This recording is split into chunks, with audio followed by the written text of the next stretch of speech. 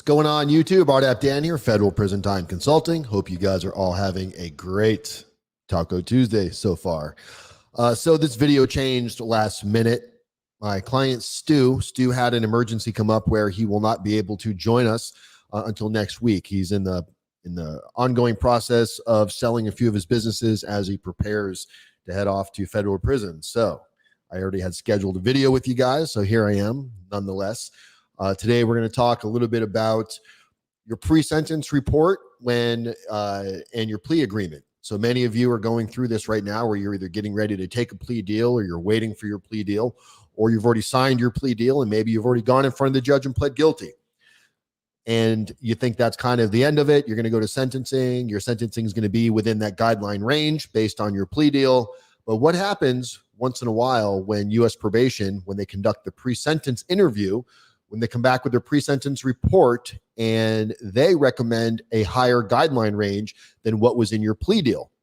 That's what we're going to talk about today. And this conversation was actually just sparked from another client of mine who I just finished talking to on the phone, who this has happened to him. And actually, this has happened to a few of our clients over the last few years, where probation recommends to the court that they sentence higher than what the guideline range is in the plea agreement. You got to remember, your plea agreement, most of the time when you sign that plea deal, it's not a guarantee that that's the sentence you're going to receive. It still falls into the hands of the judge. So we'll give everybody a few minutes to join us so we can tell everybody at the same time. For those of you that are joining for the first time, make sure you go ahead and press that like button. Also, turn on your notifications so you receive our videos when we're going live. And don't forget to subscribe to the channel. If you're interested in having a consultation to find out how we may be able to benefit you in your situation, whether it's receive a shorter sentence, give you some insight, give you some knowledge that you don't know, there's a link in the description of this video. You can click on that, or I just posted in the live chat. There's a link right there that you can use as well to schedule your free talk with Dan. Monday, we have an awesome video coming. We have an awesome new client. I don't want to say the name yet because it's a pretty big deal. It's part of the whole storming of the Capitol.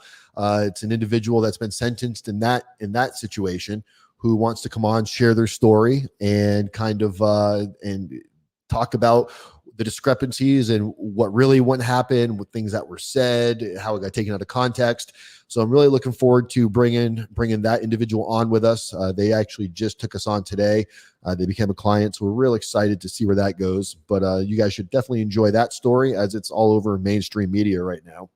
The giant shit show going on, and then you got Kyle Rittenhouse waiting for the verdict to come down on that. I'm sure everybody has different opinions based on their thoughts. Hey, Catherine, how are you? Vince, hey, Dan, just keeping up, brother. Heading to Morgantown for 58 months. Everybody's joining us. That's great. Juan, what's going on? Glad you all could join. Welcome, everybody. So we're going to jump right into this topic here. It's going to be a quick video because this was not planned. As I said, Stu, one of my clients who is coming on to do an interview with all of us and share his story on how he's taking accountability in his own situation, had to reschedule his interview today until next week. So with that said, we're going to talk today a little bit about, many of you took a plea deal that's going to within the guideline range of whatever your plea deal is that you think you're going to get sentenced to. And then you months later, weeks later, you go and do the pre-sentence interview with U.S. probation, and the report that they come back with basically gives different guidelines than what your plea deal does. And they recommend to the court that you should be receiving a higher guideline range, which bumps up your sentencing. And for many of us, that can be terrifying because, you're already going through probably the worst thing in your entire life. You're facing federal prison time. You finally have digested that fact, and you're chewing that up and swallowing that and coming to terms with you're going to prison. You take a plea deal, you go in front of the judge, you plead guilty. Now you're a convicted felon. You're waiting for your sentencing, and that's getting pushed off. Your pre-sentence report happens, and you think this report went great. You're telling yourself, wow, I felt like I had a really good rapport with my probation officer that conducted the pre-sentence interview. And then the report comes back, and the guidelines are higher for whatever reason. The loss amount could be different. The victim impact could be different. Whatever the reasons are, your guideline range is higher than the plea deal that you accepted. And now you're freaking out and you're not sure what to do. And your attorney's telling you, oh, well, we'll deal with this as sentencing.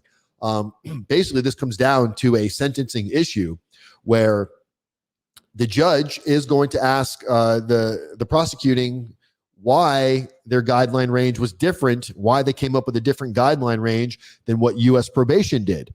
And hopefully the prosecutor can give a good reason as to why that their range is different from what U.S. probation is. And if it makes sense, usually what we'll see happen, typically you will see the judge go along with what was in your plea agreement. Typically. Now, the judge could go with what's in the pre-sentence report if it makes more sense than what the prosecutor put into the plea agreement that you signed, which can be very, very disheartening for many individuals, because the whole point of taking the plea deal is this something you can live with. Now you're seeing that you might have to accept something that's even higher. And from the time that you get your pre-sentence report back, sentencing could still be months away. Like the individual I spoke with today, my client, his sentencing isn't until March, and he just got his plea agreement back. His pre-sentence report back, and it's basically saying that he should receive a higher sentence. And he's thinking that, what if the judge goes with this? So it creates that unsettling, not knowing again, and it takes us out of a little bit of comfort that we found in accepting the reality that we're in, to creating a now, once again, a reality that sounds like, wow, how is this happening? So you have to really be very aware and go over this pre-sentence report. And if your attorney is paying attention to what's going on, you got to have a good argument that your attorney is going to need a good argument as to why you and the government agreed on this plea deal, and why the judge should consider following the plea deal's guidelines, whether it be the low end of the guidelines or the high end of the guidelines, whatever it is. You really want to make sure that you have a good chance of that maintaining at sentencing. And that doesn't happen by throwing your hands up in the air, kind of freaking out. I can tell you anybody that this is going to happen to, it is going to be something of a very discomforting day when you read it. And many of you, as you have told me many times, you don't feel like your attorney is really paying attention to what you're saying. They blow you off the phone. They don't seem to have the same concerns you have. Or you call your attorney, and when you hang up the phone with your attorney, you got more questions than answers. It's going to be really up to you to hold your attorney accountable, to make sure that they don't just say, well, we'll deal with that at sentencing. Like, well, what are we going to deal with at sentencing? What if the prosecutor doesn't really have a good argument as to why they came at you with the guideline range they came at you with in the plea deal? What if it was wrong? What can you do? Talk to your attorney about this. Can the plea deal be taken off the table? Can you go back and restructure this? Is that going to hurt you? Now will there be no plea deal? Now you just got to go face trial. These are things, maybe you should ask your attorney before you even sign your plea deal. What happens if U.S. probation, when I do my pre-sentence report, the interview, what happens if the report comes back with something that we didn't agree to? What if they're recommending that I get a higher sentence than what the plea agreement recommends? These are great questions to bring up to your attorney. And I probably should have done a video on this a lot sooner, because this is not the first time this has come up. It just happened to hit me at the perfect moment as I was getting ready to do a video with one of our clients. Brian Parker says, same feeling when they raise a felony level. Yeah, there could be all kinds of things. I think with this guy's situation is there was some kind of a sophisticated means in there. I forgot what it was with. It was cell phones or something to that effect. Sophisticated means where he got a 2-level enhancement, and that wasn't what was part of his plea deal. So the pre-sentence report came back with a 2-level enhancement, which bumps his guidelines up even higher than what he was at, which significantly changes the amount of time he's looking at. It puts him up to around 7 or 8 years versus the 4 or 5 years he was looking at. So this can create chaos in your home life, in your day-to-day, in your operations. We all work so hard at creating a balanced schedule that we can deal with into a routine. And especially when you're dealing with the federal system, once you finally find a routine in this upside down machine, and you finally found a way to navigate it, and then somebody tosses a wrench into the engine, it throws the whole thing into chaos once again. And it brings back a lot of those same early feelings you have of, the fear and the anxiety and the restlessness. It's hard to manage this stuff when you're constantly being yanked and pulled in different directions. So kind of knowing that this can happen early on in your situation, when you bring this to the attorney's attention, because it doesn't happen that often. And it's very unlikely your attorney is going to say to you, hey, just so you know, when you take a plea deal, probation might come back with something different. Now, we all know that the judge can do whatever they want to do. They can go below or above guidelines, as long as there's not a minimum mandatory in effect there. There's no, safety valves or anything to negate that. But normally, a judge has the ability to go below or above, and most of us are pretty confident that a judge is not going to go above the guidelines when you've accepted responsibility, you've taken a plea deal, you're not dragging your feet on this thing. It's very typical that the judge is not going to go above the guidelines, and it's very typical to see the judge at the low end of the guidelines and sometimes even below. But what happens when that wrench is thrown in there, when now there's a variable thrown in where it's U.S. probation who's making this recommendation? Now the judge has to consider those factors as to why they're different from the government's factors, and making sure your attorney is aware of this and explains it to you so you can comprehend and understand it, and not just rushing you off the phone and throwing legal terms at you. It can really make the difference of a positive mindset and a positive well-being versus somebody that's going to be high strung through this and it's going to create stress and anxiety. That's probably the worst thing most of you are going to deal with, is the high level of stress and anxiety that you're dealing with going through this situation. And everything that happens that either adds to that or takes away from that can really adjust everything, how you mentally prepare for this journey.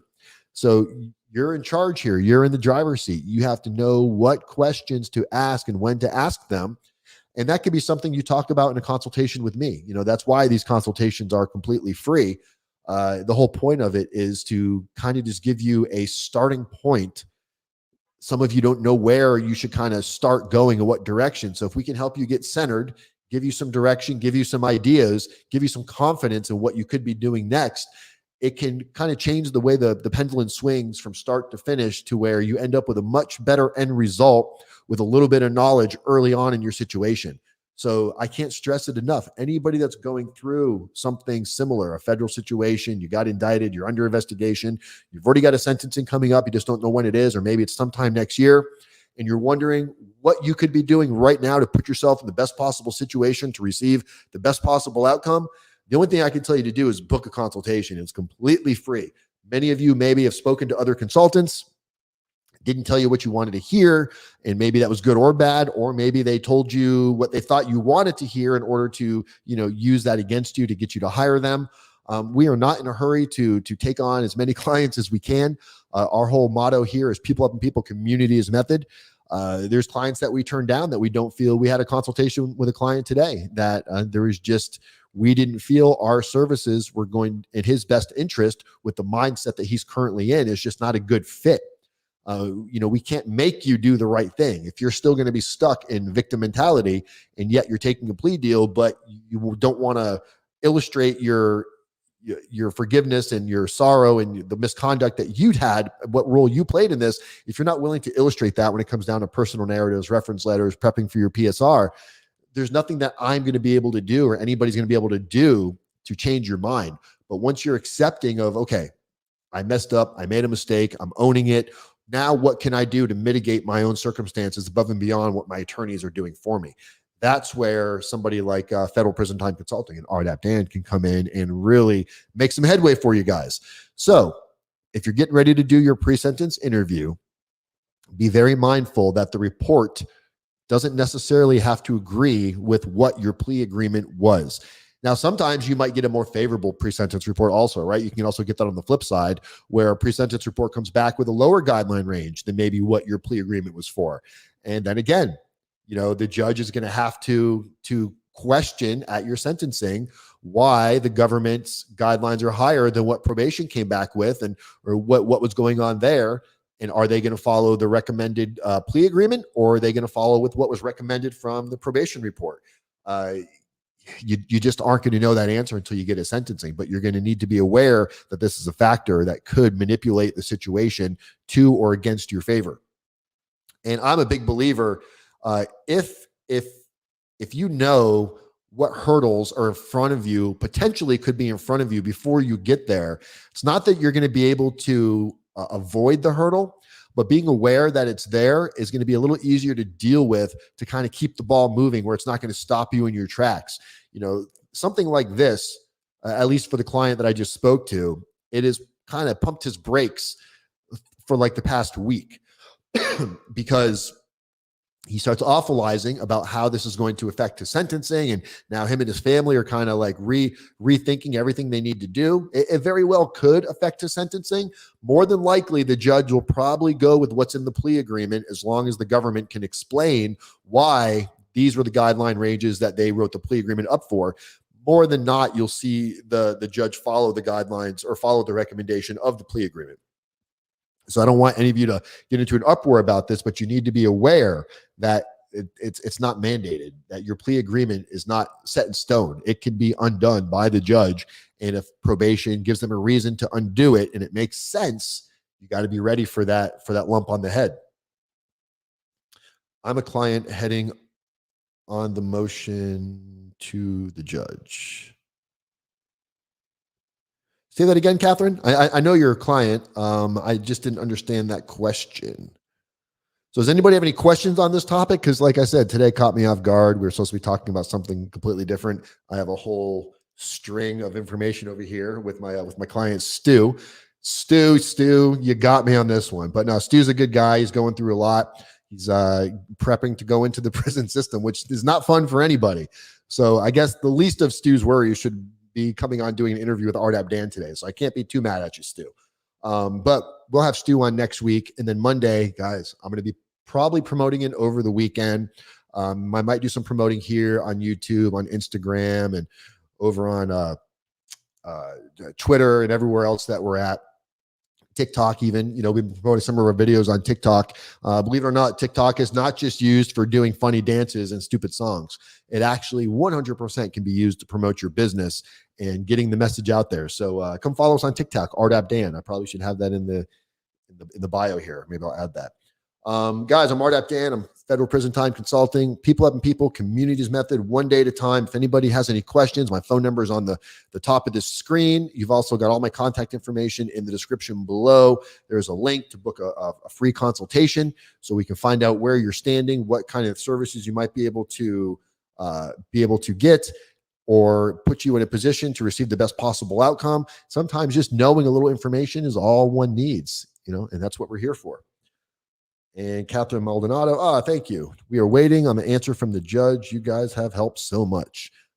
Thank you, Catherine. That's amazing. And Catherine's one of our clients for compassionate release, and waiting on those judges' answers is like watching paint dry sometimes, guys. So see y'all on Monday. Looking forward to it. And I'll be back on Tuesday. We have another interview on Tuesday. That should be Stu. If not, then Wednesday or Thursday, we'll have Stu on. And guys, I'm back weekly now. I've got some things tied up now, freed up some time. We moved into a new studio. Actually, we moved, and I decided to keep the lease on the apartment I was in because it's cheaper than renting a new office space. And we've turned in the old apartment into our office. So I just come here now for work and get to look at the Intercoastal. So it's not a bad spot to come. Remember, you too will get through this. And on the flip side, I know right now it feels like the world is over for you and nothing matters. Nobody understands, but I'm telling you, you guys are going to get through this. And these things that you're going through right now, if you choose to find the positives in these and stop focusing on how negative and awful it is that you're going to prison, because that's easy. Focus on what positive attributes are coming from this. If you can find that silver lining, I know it sounds so cheesy and tacky, but I promise you the facts are facts, man, that for many of you, your life is going to be so much better after this is behind you. And it never would have achieved that level without going through what you're going through right now. So embrace the journey, use it to your benefit, make those lemonade out of lemon, whatever you got to do to focus on the positives in your situation. And you will have a much better outcome, a much better day to day. Your mindset is easier. You're clear-minded, and you will be able to look forward to the future, your family, your friends. There's going to become a better you coming from this. You do not have to be defined by your past actions, guys. RDAP Dan, love all of you. See you soon. Peace, everybody. I'm out of here.